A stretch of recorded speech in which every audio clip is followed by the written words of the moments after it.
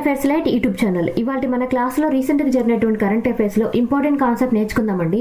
మీకు కనుక మా ఛానల్లో ఉన్నటువంటి వీడియోస్ అండ్ ఎక్స్ప్లెనేషన్ నచ్చినట్లయితే మా ఛానల్ లైక్ చేయండి, షేర్ చేయండి అండ్ సబ్స్క్రైబ్ చేయండి. Welcome to current affairs light YouTube channel. So ఇవాళ మన ఫస్ట్ కాన్సెప్ట్ వచ్చేసి గోవా రాష్ట్ర ప్రభుత్వం వాళ్ళు ఆ యొక్క గోవాలో ఉన్నటువంటి మెడికల్ కాలేజీలు ఏవైతే ఉంటాయో అక్కడ HER2 బ్రెస్ట్ క్యాన్సర్ వచ్చినటువంటి పేషెంట్ల కోసం ఒక ప్రత్యేకమైనటువంటి డ్రగ్ అంటే ఒక మెడిసిన్ ఏదైతే ఉందో దాన్ని వాడే విధంగా పర్మిషన్ అనేది ఇవ్వడం జరిగింది. ఎక్కడంటే గోవా రాష్ట్రంలో ఉన్నటువంటి మెడికల్ కాలేజీలో. సో ఆ యొక్క క్యాన్సర్ ఏంటంటే HER2 బ్రెస్ట్ క్యాన్సర్ అనమాట. సో ఇది బ్రెస్ట్ క్యాన్సర్లోనే ఒక రకం అనమాట. అండ్ దీని ప్రకారం ఏంటంటే HER2 అని ఏదైతే చెప్తున్నామో ఇది ఒక ప్రోటీన్ పేరు. సో ఈ యొక్క ప్రోటీన్ HER2 ప్రోటీన్ ఏదైతే ఉందో అది ఏమవుతుందంటే క్యాన్సర్ని కలిగించేటువంటి కణాలు ఏవైతే ఉంటాయో, అంటే క్యాన్సర్ కణాలు అంటే అక్కడ కణజాలం అనేది పెరిగిపోతూ ఉండడం. సో ఈ HER2 ప్రోటీన్ ఏదైతే ఉందో ఆ ప్రోటీన్ వల్ల రొమ్ము యొక్క భాగంలో గెడ్డలుగా మారడం, అవి పెరిగిపోతూ కణజాలం పెరిగిపోవడం అనేది జరుగుతూ ఉంటుంది.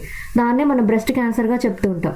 అండ్ ఈ యొక్క బ్రెస్ట్ క్యాన్సర్కి మెడిసిన్గా వాడడానికి పెట్రుజుమాబ్, ట్రాన్స్టూజుమాబ్ అంటే పెట్రుజుమాబ్ ఒకటి, ట్రాన్స్జుమాబ్ అనేది రెండింటి యొక్క డ్రగ్ కాంబినేషన్ ఏదైతే ఉందో దాన్ని వాడుకోవడానికి పర్మిషన్ అనేది లభించింది అనమాట.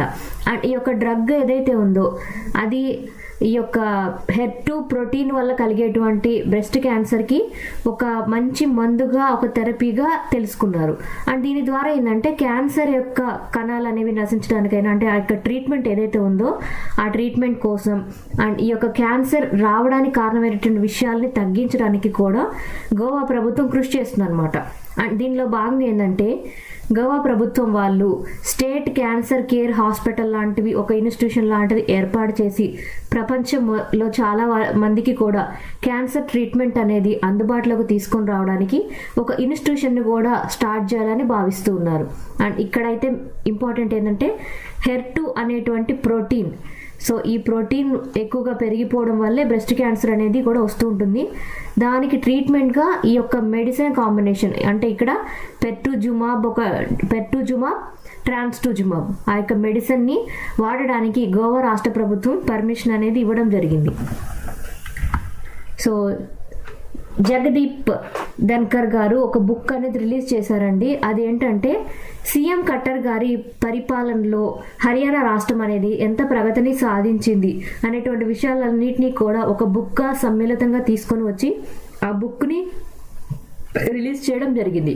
అండ్ ఇక్కడ జగదీప్ ధన్కర్ గారు మాట్లాడుతూ ఖట్టర్ గారు ఏ విధంగా అయితే ఆ యొక్క పరిపాలన కొనసాగిస్తూ అసలు ఆ గవర్నమెంట్ పాలన ఏ విధంగా ఉంది అండ్ ఆ యొక్క సిస్టంలో ఎటువంటి మార్పులు తీసుకొని వచ్చారు ఆయన యొక్క పరిపాలనా కాలంలో, అండ్ దాంతోపాటు పరిపాలన అంటే మంచి పరిపాలన అనేది ఆ రాష్ట్రానికి ఎలా అందించగలిగారు అనేటువంటి విషయాలను కూడా ఆ యొక్క బుక్లో ఉంటుందని తెలియజేశారనమాట.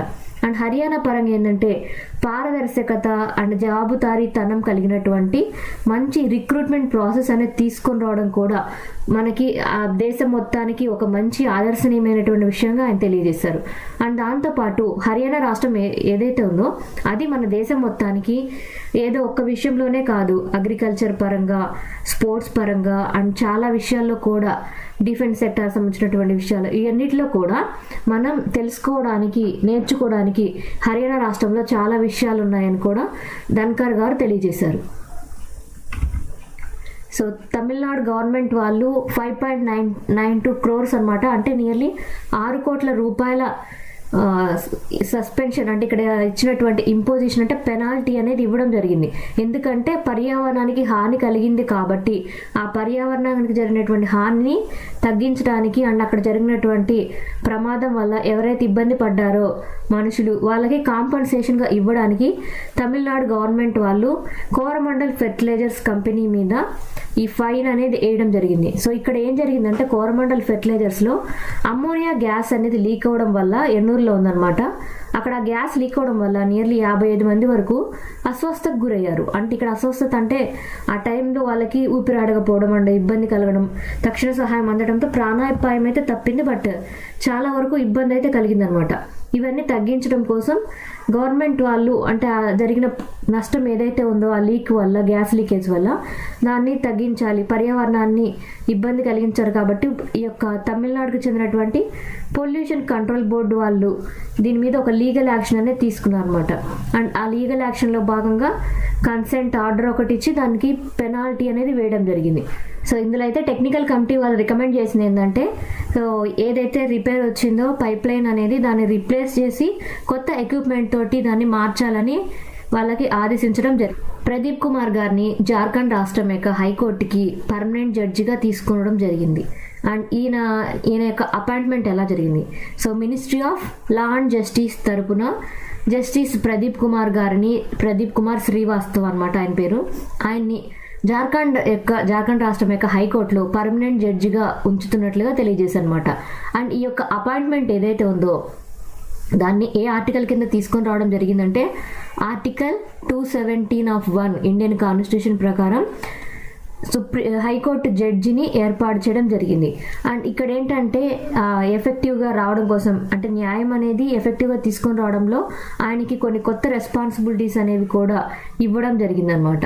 అండ్ శ్రీవాస్తవ గారిని ఏంటంటే ఇక్కడ సుప్రీంకోర్టు కొలీజియం అండ్ ప్రెసిడెంట్ వీళ్ళిద్దరూ కలిసి అపాయింట్ చేయడం జరిగింది. అండ్ ఎప్పుడైనా హైకోర్టు జడ్జెస్ని ఎవరే అపాయింట్ చేస్తూ ఉంటారంటే సుప్రీంకోర్టులో ఉన్నటువంటి బెంచ్, అంటే నథింగ్ బట్ సుప్రీంకోర్టులో ఉన్నటువంటి గ్రూప్ ఆఫ్ మెంబర్స్ ఎవరైతే ఉంటారో న్యాయవాదులు అండ్ సిజేఐ వీళ్ళు ఉంటారు కదా, వాళ్ళందరూ కలిసి ప్రెసిడెంట్ గారికి తెలియజేస్తారు వీళ్ళు ఉన్నారు సీనియారిటీ లెవెల్లో బెస్ట్ ఉన్నటువంటి జడ్జెస్గా ఉన్నారు, వీళ్ళకి అపాయింట్మెంట్ ఇవ్వండి అని రికమెండేషన్ చేస్తారు. సో వాళ్ళని ప్రెసిడెంట్ అపాయింట్ చేయడం అనేది జరుగుతుంది. సో ఇప్పుడైతే ప్రదీప్ కుమార్ గారిని జార్ఖండ్ రాష్ట్రం యొక్క హైకోర్టులో పర్మనెంట్ జడ్జిగా నియమించడం జరిగింది. ఉత్తరాఖండ్ క్యాబినెట్లో యూసీసీ రిపోర్ట్ బిల్ అనేది ఆమోదించడం జరిగింది. అసలు యూసీసీ అంటే యూనిఫామ్ సివిల్ కోడ్ అనమాట. సో యూనిఫామ్ సివిల్ కోడ్ అంటే రాష్ట్రంలో ఉన్న ప్రతి ఒక్కరికి కూడా సమానంగా ఉండేటువంటి స్వేచ్ఛ, అన్ని చట్టాలు కూడా ప్రతి ఒక్కరికి ఒకే విధంగా అమలైతే దాన్నే యూనిఫామ్ సివిల్ కోడ్ అంటాం. సో మన దేశం మొత్తం మీద ఈ యూనిఫామ్ సివిల్ కోడ్ ఏర్పాటు చేసినటువంటి ఫస్ట్ రాష్ట్రం ఏదంటే ఉత్తరాఖండ్. అండ్ దీనికి సంబంధించినటువంటి బిల్ ఏదైతే ఉందో దాన్ని అప్రూవ్ చేసినట్లుగా ఉత్తరాఖండ్ రాష్ట్రం తెలియజేసింది అనమాట. సో కంప్లీట్గా అప్రూవ్ అయిపోయింది. పుష్కర్ సింగ్ ధామీ గారి నివాసంలో ఈ యొక్క మీటింగ్ అనేది కండక్ట్ చేసి, అంటే క్యాబినెట్ మీటింగ్లా కండక్ట్ చేసి ఆ డ్రాఫ్టింగ్ కమిటీతో మాట్లాడి ఓకే మన రాష్ట్రంలో ఖచ్చితంగా యూనిఫామ్ సివిల్ కోడ్ అనేది ఏర్పాటు చేద్దాం అని చెప్పారనమాట. అండ్ ఇక్కడ యూనిఫామ్ సివిల్ కోడ్ కోసం వాళ్ళు ఒక డ్రాఫ్టింగ్ కమిటీ అనేది ఏర్పాటు చేయడం జరిగింది. అండ్ దానికి ఉన్నటువంటి డ్రాఫ్టింగ్ కమిటీ మెంబర్గా తీసుకున్నది ఎవరంటే retired supreme court judge Ranjana Prakash Desai గారిని దీనికి నియమించుకున్నారు డ్రాఫ్టింగ్ కమిటీ కోసం. అండ్ వాళ్ళ యొక్క రిపోర్ట్ ఏదైతే ఉందో డ్రాఫ్టింగ్ కమిటీకి సంబంధించినటువంటి రిపోర్ట్ పుష్కర్ సింగ్ ధామీ గారికి ఇవ్వడం జరిగింది. అండ్ ఆ యొక్క రిపోర్ట్ ద్వారా ఈ యొక్క యూనిఫామ్ సివిల్ కోడ్ బిల్ ఏదైతే ఉందో దాన్ని ఆమోదిస్తున్నట్లుగా తెలియజేశారనమాట. అండ్ ఈ యొక్క బిల్ని అసెంబ్లీలో కూడా ప్రవేశపెడతారు. అండ్ దాంతోపాటు ఉత్తరాఖండ్ ప్రభుత్వం మన దేశం మొత్తం మీద కూడా ఈ యొక్క యూనిఫామ్ సివిల్ కోడ్ తీసుకొచ్చినటువంటి మొదటి రాష్ట్రంగా పేరు పొందింది. విజయ్ శేఖర్ శర్మ. సో ఈయన ఎవరంటే మనకందరికీ తెలుసు పేటిఎం అనేటువంటిది ఏదైతే ఇంటర్ఫేస్ మనం అమౌంట్ని పంపించడానికి ట్రాన్స్ఫర్స్కి వాడుతున్నామో దాని యొక్క వ్యవస్థాపకుడు అనమాట. అండ్ ఈయన ఎందుకు న్యూస్లో వచ్చారంటే రీసెంట్గా విజయ్ శేఖర్ శర్మ గారు పేటిఎం అనేది చాలా వరకు న్యూస్లో నిలిచింది. అండ్ ఎందువల్ల అంటే ఈ యొక్క పేటిఎం ఏదైతే ఉందో దానిలో చేసినటువంటి కార్యకలాపాలని ఆర్బీఐ వాళ్ళు ప్రశ్నించి అండ్ దాన్ని ఎక్కువగా మనీ ట్రాన్సాక్షన్కి వాడకుండా అండ్ తర్వాత బ్యాన్ చేసేటువంటి ఛాన్స్ కూడా ఉందన్నమాట పేటిఎంని. అందుకోసమే దానిలో ఎటువంటి ట్రాన్సాక్షన్ నిలిపివేయద్దు, ఆల్టర్నేటివ్ ట్రాన్సాక్షన్ చేయడానికి, అమౌంట్ ట్రాన్సాక్షన్ చేయడానికి ఆల్టర్నేటివ్ని మీరు ఎత్తుకోండి అని ఆర్బీఐ వాళ్ళు తెలియజేశారు. అండ్ బట్ ఇక్కడ విజయ్ శేఖర్ శర్మ గారు అయితే ఈ పేటిఎంని ఎప్పుడు స్టార్ట్ చేశారంటే 2010లో స్టార్ట్ చేయడం జరిగింది. బట్ ఇది చాలా మంది వరకు కూడా ఈ యొక్క పేటిఎం అనేది సక్సెస్ఫుల్గా వాడుకుంటూనే ఉన్నారు. కానీ ఈ మధ్య కాలంలో జరిగినటువంటి కొన్ని ఫ్రాడ్స్ వల్ల ఈ యొక్క పేటిఎంని నిషేధించేటువంటి ఛాన్స్ ఉందన్నమాట. అండ్ ఇక్కడ ఏంటంటే పేటిఎంని మీద వచ్చినటువంటి న్యూస్ ఏంటంటే ఆర్బీఐ వాళ్ళు ఈ యొక్క పేమెంట్ సిస్టమ్ అయినటువంటి పేటిఎం ఏదైతే ఉందో దానిలో ఎటువంటి ట్రాన్సాక్షన్ చేయొద్దు అండ్ దాని యొక్క ట్రాన్సాక్షన్ అన్నింటినీ కూడా వాళ్ళ యొక్క ఆధీనంలో తీసుకుంటున్నట్లుగా తెలియజేశారు అనమాట. అంటే దాని మీద కొన్ని చట్టపరమైనటువంటి చర్యలు తీసుకుంటామని ఫిబ్రవరి 29 లోపు అండ్ దాని గురించి తెలియజేశారు అనమాట. సో ఆర్బీఐ వాళ్ళు రెగ్యులేషన్ చేస్తున్నారంటే అక్కడ ఏదో ఫ్రాడ్ జరుగుతుంది కాబట్టి ఆర్బీఐ వాళ్ళు దాన్ని చేతిలోకి తీసుకుంటున్నారు. అందుకోసమే దానిలో ఎవరైనా బిజినెస్ పర్సన్స్ ట్రాన్సాక్షన్ నిర్వహిస్తుంటే వాటికి ఆల్టర్నేటివ్ తీసుకోవాల్సిందిగా అందరూ కోరుతున్నారు.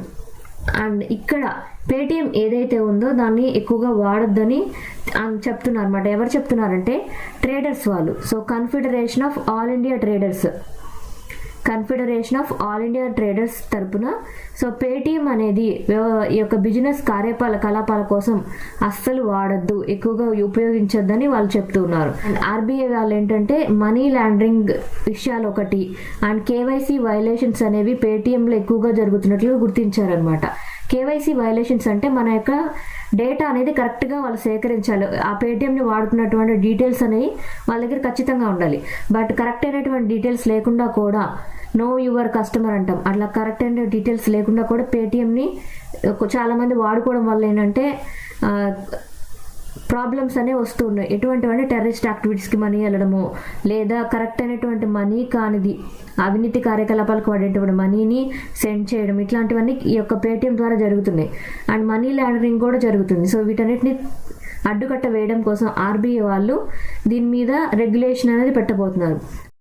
చెప్తున్నటువంటి న్యూస్ ఏంటంటే ఇక్కడ మనకి ఆర్బీఐ వాళ్ళు కనుక రెగ్యులేషన్ చేసుకొని పేటిఎంని క్యాన్సిల్ చేసినా ఇంకొక విధంగా ఇబ్బందులు కలిగినా ట్రాన్సాక్షన్స్ వైజ్ ఏది ఇబ్బంది కలగకూడదు అంటే పేటిఎంని కాకుండా ఆల్టర్నేట్ని చూసుకోండి అని confederation of all India traders వాళ్ళు తెలియజేస్తున్నారు.